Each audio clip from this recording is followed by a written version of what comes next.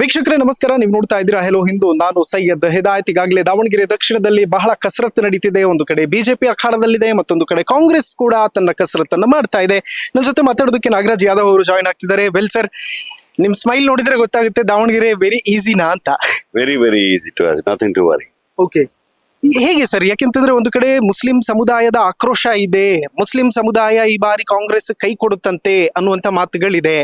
ಮತ್ತು ಈ ಒಂದು ಅಸಮಾಧಾನವನ್ನ ಸೈಲೆಂಟ್ ಮಾಡೋದು ಹೇಗೆ ಅಂತ ಈ ಮಾತುಗಳು ಆಡ್ತಾ ಇರೋದು ಯಾರು ಗೊತ್ತಾ?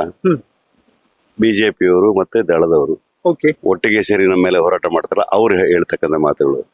ಕಾಂಗ್ರೆಸ್ ಪಕ್ಷ, ಕಾಂಗ್ರೆಸ್ ಕ್ಯಾಂಡಿಡೇಟ್, ಕಾಂಗ್ರೆಸ್ ನಾಯಕರುಗಳಿಗೆ ಸಂಪೂರ್ಣವಾದ ನಂಬಿಕೆ ಇದೆ ಮುಸ್ಲಿಂ ಸಮುದಾಯದ ಮೇಲೆ. ಓಕೆ, ನಾವೆಂದೂ ಕೂಡ ಅವ್ರನ್ನ ಗ್ರಾಂಟ್ ಆಗಿ ತಗೊಂಡಿಲ್ಲ. We have given respect to them. They have lot of regards for Congress.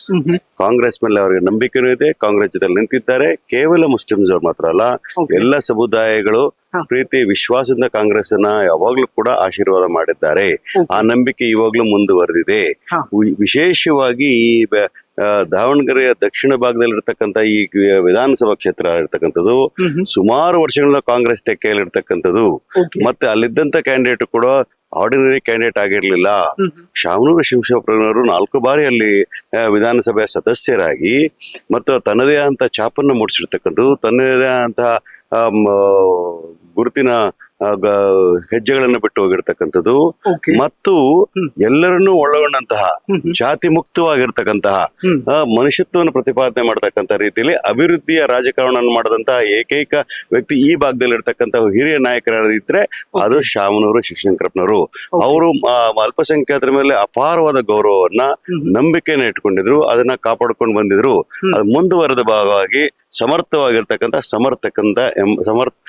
ಅಂತಕ್ಕಂಥ ಕ್ಯಾಂಡಿಡೇಟ್ ನಾವು ಕೊಟ್ಟಿದ್ದೇವೆ. ಹಾಗಾಗಿ ನಮಗೆ ನಾವು ಬಹಳ ಖುಷಿಯಿಂದ ಕೆಲಸ ಮಾಡ್ತಾ ಇದೀವಿ ಮತ್ತು ಬಹಳ ನಂಬಿಕೆಯಿಂದ ಕೆಲಸ ಮಾಡ್ತೀವಿ.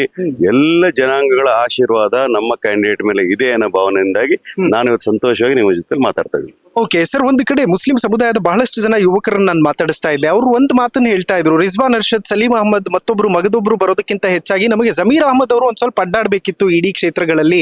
ಅವ್ರು ಅಡ್ಡಾಡಿರ್ತಿದ್ರೆ ಒಂದ್ ಸ್ವಲ್ಪ ಶಕ್ತಿ ಬಂದಂಗೆ ಆಗ್ತಿತ್ತು, ನಾವು ಗ್ರೌಂಡ್ ಅಲ್ಲಿ ಕೆಲಸ ಮಾಡೋದಕ್ಕೆ ಇನ್ನೂ ಈಸಿ ಆಗ್ತಿತ್ತು ಅಂತ. ಅದು ಅವ್ರ ಮೇಲೆ ತುಂಬಾ ಅಭಿಮಾನಿಗಳು. ಜಮೀರ್ ಅಹಮದ್ ಅಲ್ಪಸಂಖ್ಯಾತರ ನಾಯಕರಾಗಿರೋದ್ರಿಂದ ಅವ್ರ ಅಭಿಮಾನಿಗಳು ಹೆಚ್ಚಿರ್ತಕ್ಕಂಥದ್ದು ಇರ್ಬೋದು. ಮತ್ತು ಅವರು ಸೀನಿಯರ್ ಕ್ಯಾಬಿನೆಟ್ ಮಂತ್ರಿ ಆಗಿರ್ತಕ್ಕಂಥದ್ದು, ಇವೆಲ್ಲವೂ ಕೂಡ ಅದರ ಒಂದು ಆಕರ್ಷಣೆಯ ಭಾಗ ಆಗಿರ್ತದೆ. ಅವ್ರು ಇವತ್ತು ಕೂಡ ದಾವಣಗೆರೆಯಲ್ಲಿ ಮಲ್ಲಿಕಾರ್ಜುನ ಸಾಹೇಬ್ರವ್ರ ಮನೆಗೆ ಹೋಗಿ ಅವ್ರ ಜೊತೆಲೆ ಮಾತಾಡ್ಕೊಂಡು ವಿಚಾರಗಳನ್ನ ಮಾಡಿರೋದು ನಿಮ್ಮೆಲ್ಲರಿಗೂ ಸುದ್ದಿಯಲ್ಲಿ ಗೊತ್ತಿರ್ತಕ್ಕಂಥ ವಿಚಾರಗಳೇ. ಅವ್ರು ಕೇವಲ ಇಲ್ಲಿ ಈ ಕ್ಷೇತ್ರ ಮಾತ್ರ ಅಲ್ಲ, ಅವ್ರು ಕೇರಳದಲ್ಲಿ ಮತ್ತು ಬಾಗಲಕೋಟೆಯಲ್ಲಿ ಬಹಳಷ್ಟು ಕಡೆ ಅವ್ರಿಗೆ ಡಿಮಾಂಡ್ ಇತ್ತು. ಹಾಗಾಗಿ ಅವ್ರು ಹೋಗಿದ್ರು. ಈಗ ಬಂದು ಅವ್ರು ಕೂಡ ಕೆಲಸ ಮಾಡಿ ಹೋಗ್ತಕ್ಕಂಥ 2 ಮಾತು ಇಲ್ವೇ ಇಲ್ಲ.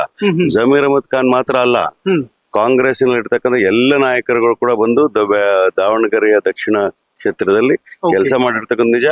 ಮತ್ತು ಆ ಕ್ಯಾಂಡಿಡೇಟ್ ಗೆಲ್ಸ್ಬೇಕಂತೇಳಿ ಹಗಲು ದುಡಿತಾ ಇರ್ತಕ್ಕಂಥದ್ದು ನಿಜ. ಅದೇ ಕಾರಣಕ್ಕೆ ನಾಗರಾಜ್ ಯಾದವ್ ಕೂಡ ಬಂದಿರ್ತಕ್ಕಂಥದ್ದು. ಈಗ ನಾಗರಾಜ್ ಯಾದವ್ ಬಂದಿರೋದ್ರೆ ಕೇವಲ ನನ್ನ ಸಮುದಾಯ ಮಾತಾಡ್ಸಕ್ ಬರ್ತೀನ? ನಾನು ನನ್ನ ಅಲ್ಪಸಂಖ್ಯಾತರ ಮೇಲೆ ನಂಬಿಕೆ ಇಟ್ಕೊಂಡೇ ಬಂದಿರತಕ್ಕಂಥದ್ದು. ನಾನು ನನ್ನ ಬಹುಸಂಖ್ಯಾತರ ಲಿಂಗಾಯತರ ಮೇಲೆ ನಂಬಿಕೆ ಇಟ್ಕೊಂಡೇ ಬಂದಿರೋದು. ನಾನು ನಮ್ಮ ಒಳ್ಳೆ ಒಂದಾಗಿರ್ತಕ್ಕಂಥ ಶೋಷಿತ ವರ್ಗಗಳಾಗಿರ್ತಕ್ಕಂಥ SC ST ಜನರನ್ನು ಕೂಡ ಅವ್ರ ಮೇಲೆ ನಂಬಿಕೆ ಇಟ್ಕೊಂಡೇ ಬಂದಿರತಕ್ಕಂಥದ್ದು. ಎಲ್ಲರನ್ನೂ ಒಳಗೊಂಡಂತಹ ಚುನಾವಣೆ ಇದು. ಕಾಂಗ್ರೆಸ್ ಯಾವಾಗ್ಲೂ ಕೂಡ ಒಂದು ಜಾತಿ ಒಂದು ಧರ್ಮದ ಆಧಾರದ ಮೇಲೆ ಚುನಾವಣೆಗಳನ್ನು ಮಾಡೋದಿಲ್ಲ. ಬಿಜೆಪಿಯವರು ಏನ್ ಮಾಡ್ತಾರೆ, ಅಲ್ಪಸಂಖ್ಯಾತರನ್ನ ಎತ್ಕಡ್ತಕ್ಕಂಥದ್ದು, ಎಂದೂ ಇಲ್ದಿರೋ ಪ್ರೀತಿ ತೋರಿಸೋದು ಅಲ್ಪಸಂಖ್ಯಾತರ ಮೇಲೆ. ಯಾವಾಗ್ಲೂ ಕೂಡ ಹಿಂದೂ ಮುಸ್ಲಿಂ ಅಂತ ರಾಜಕಾರಣ ಮಾಡ್ತಕ್ಕಂಥವ್ರು ಇವತ್ತು ಬಂದು ಮೊಸಳೆ ಕಣ್ಣೀರು ಹಾಕಿ ಅಲ್ಪಸಂಖ್ಯಾತರ ಅನ್ಯಾಯ ಆಗ್ಬಿಟ್ಟಿದೆ ಅನ್ನೋ ವಿಚಾರಗಳನ್ನ ಹೇಳ್ತಾರಲ್ಲ.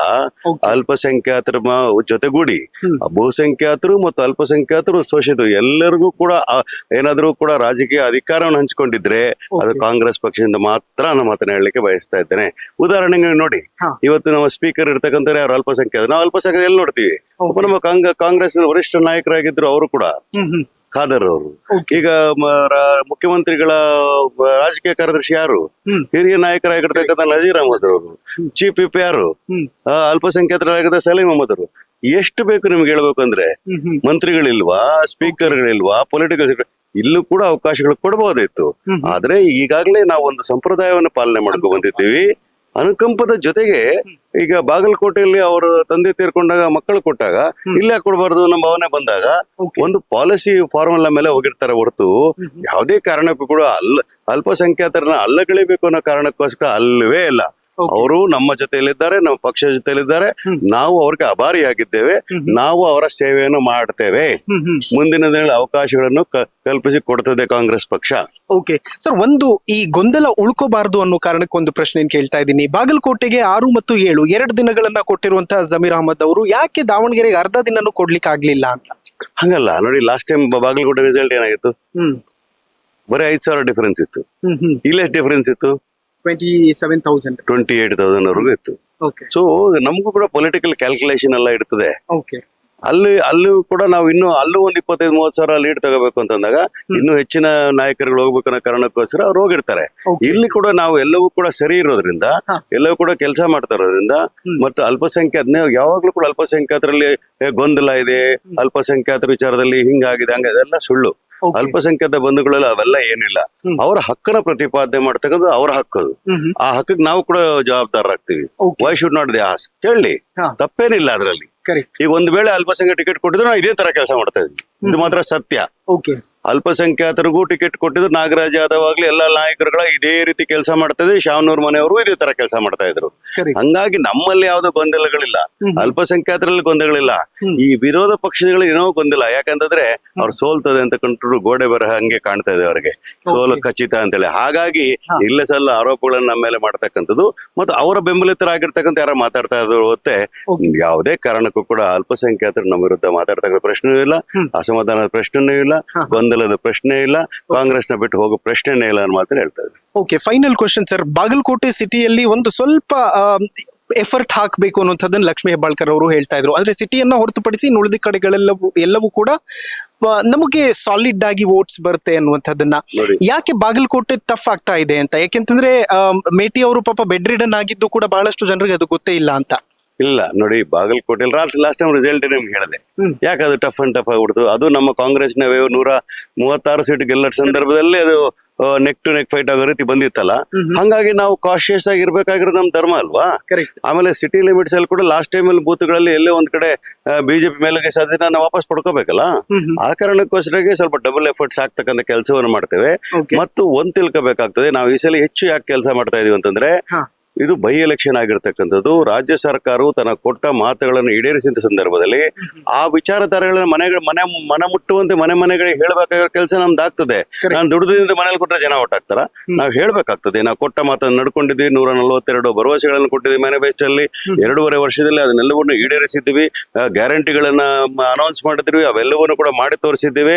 ಅದರ ಜೊತೆಗೆ ಕ್ಯಾಪಿಟಲ್ ಇನ್ವೆಸ್ಟ್ಮೆಂಟ್ ಅಂತಕ್ಕಂಥದ್ದನ್ನು ಇಟ್ಟು 84,000 ಕೋಟಿ ರೂಪಾಯಿಗಳನ್ನ ಕ್ಯಾಪಿಟಲ್ ಇನ್ವೆಸ್ಟ್ಮೆಂಟ್ ಈ ಬಜೆಟ್ ಅಲ್ಲಿ ಇಟ್ಟು ಅಭಿವೃದ್ಧಿಗೂ ಕೂಡ ನಾವು ಟೊಂಕ ಕಡೆ ನಿಂತಿರುವಾಗ ಈ ವಿಚಾರಗಳನ್ನ ಹೇಳ್ಬೇಕಾದ್ರೆ ಹೆಚ್ಚಾಗಿ ಮಾತಾಡ್ಲೇಬೇಕಾಗ್ತದೆ. ಪ್ರಜಾತಂತ್ರ ವ್ಯವಸ್ಥೆಯಲ್ಲಿ ನಾವು ಮಾತಾಡದೇ ಇದ್ರೆ ಜನಗಳು ಹೇಗೆ ಅರ್ಥ ಮಾಡ್ಕೊಳ್ತಾರೆ? So we have to go there. ಆಗ ಕಾರಣಕ್ಕೋಸ್ಕರವಾಗಿ ನಮಗೂ ಪ್ರತಿಷ್ಠೆ ಇರತಕ್ಕಂಥ ದಾವಣಗೆರೆ ಅಷ್ಟೇ ಪ್ರತಿಷ್ಠೆ ಇರತಕ್ಕಂಥ ಬಾಗಲಕೋಟೆ ಕೂಡ ಆಗಿರೋದ್ರಿಂದ, ಇದಕ್ಕೆ ಮೊದಲು ಕೂಡ ನಡೆದಂತಹ 3 ಚುನಾವಣೆಗಳು ಬೈ ಎಲೆಕ್ಷನ್ಗಳಲ್ಲಿ ಕೂಡ ನಾವು ಗೆದ್ದು ತೋರಿಸಿದ್ದೇವೆ. ಅದೇ ರೀತಿ ಇದನ್ನು ಗೆಲ್ತೀವಿ. ಗೆದ್ದಿದ್ವಲ್ಲ ನಾವು. ಶಿಗ್ಗಾಂವ್ ಇರ್ಬೋದು, ಸಂಡೂರ್ ಇರ್ಬೋದು, ಚನ್ನಪಟ್ಟಣ ಇರ್ಬೋದು, ಅದು ಮಾಜಿ ಮುಖ್ಯಮಂತ್ರಿಗಳ ಮಕ್ಕಳನ್ನೇ ಸೋಲ್ತಕ್ಕಂಥ ಕೆಪಾಸಿಟಿ ಯಾರಿಗಾದ್ರು ಇದ್ರೆ ಅದು ಕಾಂಗ್ರೆಸ್ ಪಕ್ಷಕ್ಕೆ ಮಾತ್ರ ಹೇಳ್ತೀನಿ. ಹಾಗಾಗಿ ನಾವು ಈ ಕ್ಷೇತ್ರದಲ್ಲಿ ಇದನ್ನು ಗೆಲ್ತೇವೆ, ಬಾಗಲಕೋಟನ್ನು ಗೆಲ್ತೇವೆ, ಗೆಲ್ಲೇಬೇಕು ಅಂತ ಪಣ ತೊಟ್ಟೆ ನಾವೆಲ್ಲರೂ ಕೂಡ ಇಲ್ಲಿದ್ದೇವೆ. Okay, all the very best sir. May 4th ಮತ್ತೆ ಸಿಗೋಣ. Thank you so much. ಧನ್ಯವಾದಗಳು. ನಿಮಗೂ ಕೂಡ ಧನ್ಯವಾದ. ಒಳ್ಳೇದಾಗ್ಲಿ, ಶುಭವಾಗ್ಲಿ. Thank you sir.